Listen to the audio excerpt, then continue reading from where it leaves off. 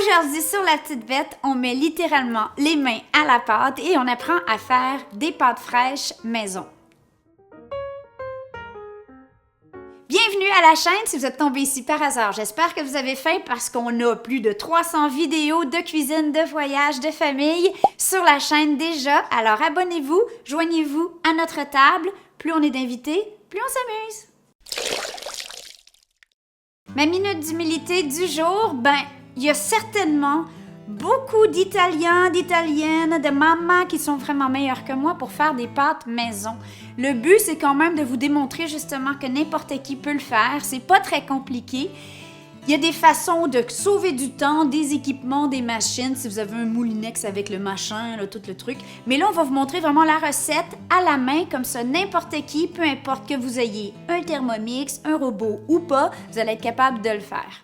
Point de vue ingrédients. Pour environ 6 à 8 personnes, une boule de 1 livre de pâte fraîche qui va nous servir à faire ce que vous voulez après. Ça pourrait être des pâtes à lasagne, des raviolis, des fettuccini. Peut-être que ça sera un cours numéro 2 parce qu'aujourd'hui, on va surtout apprendre à faire la pâte et travailler la machine. Et ça sera la première étape, sinon ça serait trop long. Est-ce qu'on est OK? Si jamais ça vous intéresse d'avoir une vidéo numéro 2, des commentaires en dessous, on va se pratiquer ensemble et on fera comme vous voulez. Par contre, là, je me lance pas dans les nœuds papillons, là. Première chose, on a besoin de farine tout usage. Ici, j'ai 2 tasses pour les Nord-Américains, pour les Européens, environ 285 grammes. De toute façon, on risque d'avoir à en ajouter au fur et à mesure. Ensuite, 5 œufs. On va avoir besoin de 3 jaunes d'œufs et 2 œufs entiers. 10 ml ou 2 cuillères à thé de bonne huile d'olive et 1 cuillère à thé de sel. C'est tout. On va commencer par faire un beigne avec notre farine. Ou une île, comme vous voulez, mais l'important c'est qu'il y ait un puits au milieu.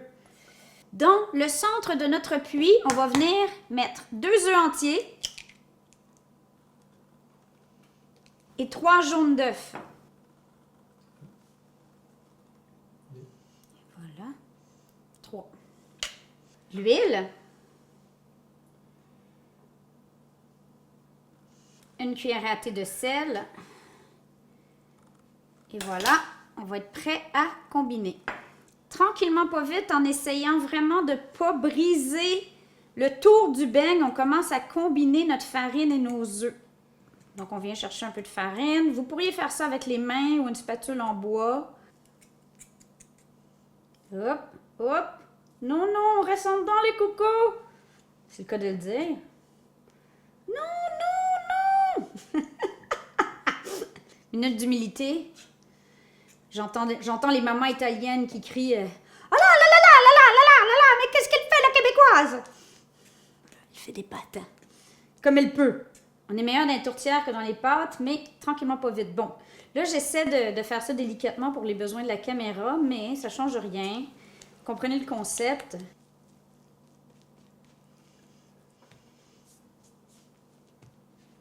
C'est normal que ça fasse des grumeaux comme ça, là. Bon, là, on le fait comme la maman le ferait, avec les mains, pendant 10 minutes minimum. Et selon les vraies mamans italiennes, c'est la seule et unique façon de faire les vraies pâtes. Là, on va se le dire. Moi, je les fais souvent à la machine, pareil. Donc, si vous avez un robot avec la pâte à... le dos, comment on appelle ça? Le crochet à pâte. Et là, on pétrit. Comme ça, on ramène la paume de la main, on tourne. Et si ça se met à coller, on peut ramener un peu de la farine qu'on n'a pas eu besoin d'utiliser. Là, c'est le temps de vous défouler. S'il y a quelqu'un dans votre vie là, qui vous cause des frustrations. Là, les mamans, eux autres, ils se la passent d'une main à l'autre, puis ils tournent. Moi, je suis pas capable. Ça va vous faire sentir normal. Ils font ça d'un bord, de l'autre bord. C'est comme une danse. C'est magnifique. Moi, voilà. On pétrit tout simplement comme ça vous dit.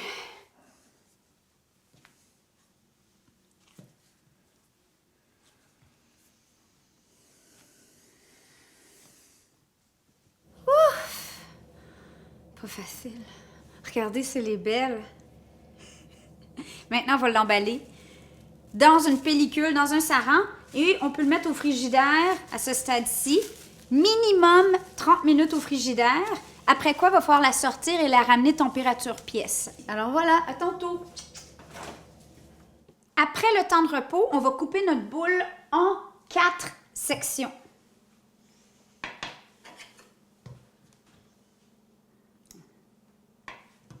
Voilà, on va mettre ceux-là de côté. On veut s'assurer surtout que la pâte ne sèche pas au fur et à mesure qu'on travaille. Avec notre section, on va simplement l'écraser comme ça brièvement, là, sans trop se casser le...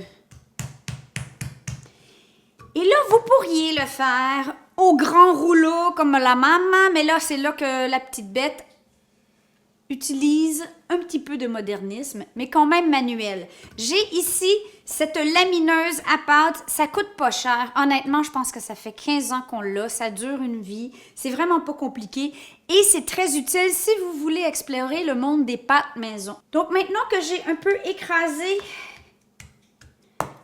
ma section, je vais venir la passer dans le plus... Donc il y a une épaisseur dans la lamineuse. On va venir vous montrer ça à la caméra de plus près, mais on va le mettre dans le plus épais. On la replie en 3, un peu comme une pâte feuilletée. On la vire de bord et on recommence.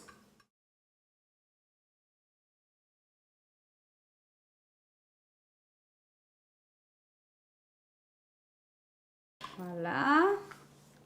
Là, on descend. Continue.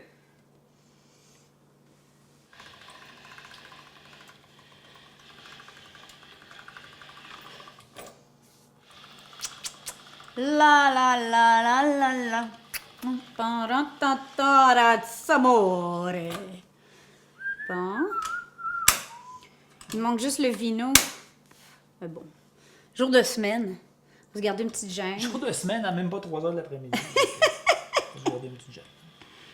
Ben oui, mais il est 9 heures en Europe. C'est presque transparent. Évidemment, à moins que vous soyez que 2, donc là, vous auriez une quantité suffisante pour quelques beaux raviolis pour un couple.